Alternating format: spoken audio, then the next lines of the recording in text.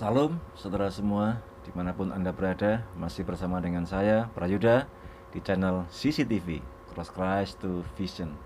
Saya akan menyampaikan materi yang selanjutnya tentang karunia Roh Kudus yang tertulis di dalam 1 Korintus 12 ayat yang ke-7 sampai 11. Dan untuk video yang saat ini, saya akan menyampaikan tentang karunia rohani berkata-kata dengan pengetahuan. Seperti video yang sebelumnya, saya sudah menyampaikan bahwa karunia berkata-kata dengan hikmat itu berjalan bersama atau bersahabat dekat dengan karunia berkata-kata dengan pengetahuan. Demikian pula karunia berkata-kata dengan pengetahuan itu bersahabat dekat, berjalan bersama, seiring, harmonis dengan karunia berkata-kata dengan hikmat. Hikmat dan pengetahuan itu berjalan bersama, tidak mungkin dipisahkan.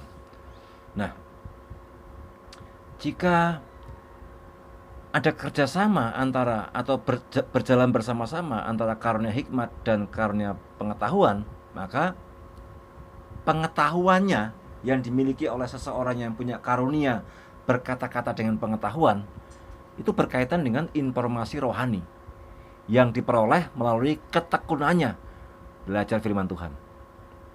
Saudara bisa menyimak dalam 2 Petrus 3 ayat 18. Selain itu, selain dia memiliki informasi hasil dari dia bertekun atau informasi rohani, hasil dia bertekun dalam studi Alkitab, dia juga mempunyai informasi yang cukup dari ilmu pengetahuan, hasil dari bertekun dan belajar di bidang ilmu pengetahuan yang dibutuhkan. Ini akan berjalan bersama-sama. Jadi kalau orang berhikmat, dia akan berkata-kata sesuai dengan kebutuhan, sesuai dengan waktunya. Karena orang yang punya pengetahuan, dia tidak akan sembarangan bicara. Demikian juga orang yang berhikmat, dia juga tidak akan sembarangan berkata-kata. Tetapi Alkitab berkata, orang bisa menyangka orang itu berhikmat atau berpengetahuan dengan ia berdiam diri saja. Nah, tetapi orang yang memiliki karunia berkata-kata dengan hikmat, dan video sekarang yaitu karunia berkata-kata dengan pengetahuan, dia tidak akan berdiam diri. Dia akan membangun pelayanan, dia akan membangun sesamanya, sesama tim teman sekerja Tuhan, baik diminta maupun tidak diminta, tetapi dengan pengetahuan dan hikmat Tuhan di video yang terdahulu. Nah, contoh di dalam 2 Raja-Raja 6 ayat 12, Nabi Elisa yang mengetahui kata-kata Raja Syria yang diucapkan di kamar tidurnya. Saudara bisa membaca 2 Raja-Raja pasal 6 ini, bagaimana Nabi Elisa bisa mengetahui kata-kata Raja Syria yang diucapkan. Luar biasa. Tetapi pada zaman sekarang ini ada orang yang mengaku Kristen mempraktekkan seperti yang dilakukan oleh Nabi Elisa nih. Bahkan dia menebak-nebak, agak sedikit memaksa gitu ya. Agak sedikit memaksa nebak-nebak. Seolah-olah dia itu punya pengetahuan. Seolah-olah dia itu punya karunia. Mungkin bukan. Nah, ingat, ada gereja tertentu yang mengatakan bahwa orang itu bisa menafsirkan mimpi, orang itu bisa menafsirkan satu penglihatan atau apalah namanya. Orang itu bisa membuka praktek segala macam konsultasi dan sebagainya. Tetapi di luar pengetahuan tentang firman Tuhan, itu saya berani berkata bahwa itu bukan Kristen. Kalau praktek Kristen adalah orang yang berkata-kata dengan pengetahuan itu adalah tunduk kepada otoritas firman Tuhan yang tertulis dalam Alkitab, tidak menambahkan dan tidak mengurangi. Kalau dia tekun, dia tunduk kepada otoritas Alkitab, nah, kita bisa mempercayai orang itu. Contoh yang kedua yaitu tertulis dalam Kisah Para Rasul 5 ayat 1 sampai 11. Saya membaca kisah ini berkali-kali, dan ketika membaca terus bertanya, mengapa Tuhan mengizinkan penghakiman yang segera datang, penghakiman yang segera terjadi tentang Ananias dan Safira, suami istri yang membohongi rasul tentang hasil penjualan tanah. Bahkan rasul ini sampai berkata, kenapa kamu mendustai Roh Kudus Allah? Bukankah kamu jual tanah itu, hasilnya berapa itu tetap dalam kuasamu, itu hakmu, terserah saja, tetapi berbohong. Nah, kalau saudara menyimak di video-video di YouTube, itu ada praktek-praktek menduga-duga seperti ini. Ya, ada beberapa sudah tertangkap agen atau badan intelijen. Kalau di negara kita ya belum ditangkap. Praktek-praktek menebak-nebak di dalam suatu kegiatan ibadah, biasanya setelah khotbah atau ketika sementara dia berkhotbah.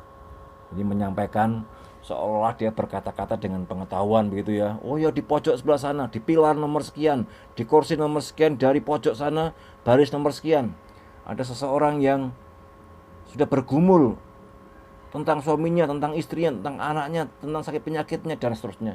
Disebut semuanya. Dan orang itu langsung, wah, itu saya Tuhan, itu saya Tuhan. Padahal saudara, kalau menurut beberapa pengetahuan yang saya dapat dari beberapa sumber yang dapat dipercaya, ternyata pengkhotbah itu atau pembicara itu bekerja sama dengan penerima tamu di depan pada waktu ia menyambut jemaat yang baru datang itu dan bercakap-cakap. Lalu ketika ia bercakap-cakap, percakapan itu terhubung dengan speaker pembicara yang sedang berdoa di belakang mimbar. Akhirnya percakapannya kan terdengar. Nah, ini yang disebut manipulasi. Menyebut dirinya punya karunia berkata-kata dengan pengetahuan, tapi ternyata bukan. Ini tindakan manipulasi di dalam praktik kekristenan. Dan itu sangat dibenci Tuhan. Saudara, kalau saya lebih baik menyampaikan firman Tuhan apa adanya, apa yang tertulis dalam Alkitab. Apakah orang itu punya masalah atau tidak? Apakah orang itu menceritakan masalah kepada kita atau tidak? Itu bukan soal kita.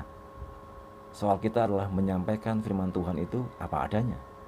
Dan kita mendoakan supaya firman Tuhan menurut janji Roh Kudus, firman bekerja, karena firman adalah kekuatan Allah, dinamit, dunamos Allah yang bekerja sendiri, bukan kita yang bekerja. Biar nothing. Nah, contoh yang ketiga, di dalam Yohanes 2 ayat 24 sampai 25. Yesus itu di atas segalanya. Yesus tidak mempercayakan diri kepada mereka karena ia mengenal siapa orang-orang itu. Nah, ini Yesus punya karunia berkata-kata dengan pengetahuan, dan saya mengatakan Yesus di atas segalanya. Di atas segalanya orang-orang yang punya karunia, bahkan multi karunia. Yesus di atas segalanya. Dia mengetahui segala sesuatu.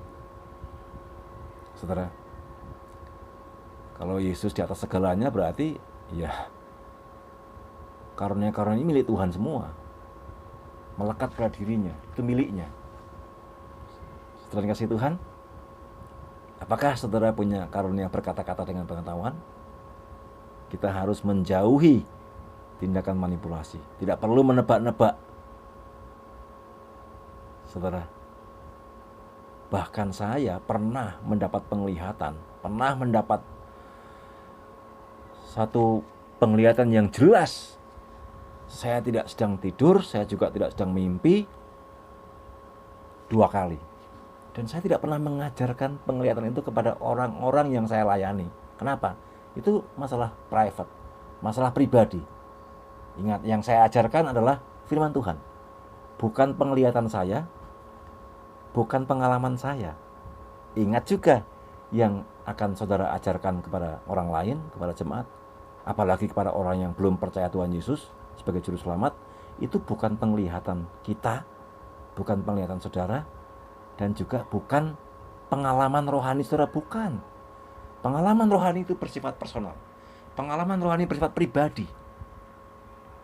Kita tidak bisa membawa orang lain, apalagi jiwa baru, untuk memiliki pengalaman seperti kita, untuk memiliki kesaksian rohani seperti yang kita alami. Tidak mungkin, saudara.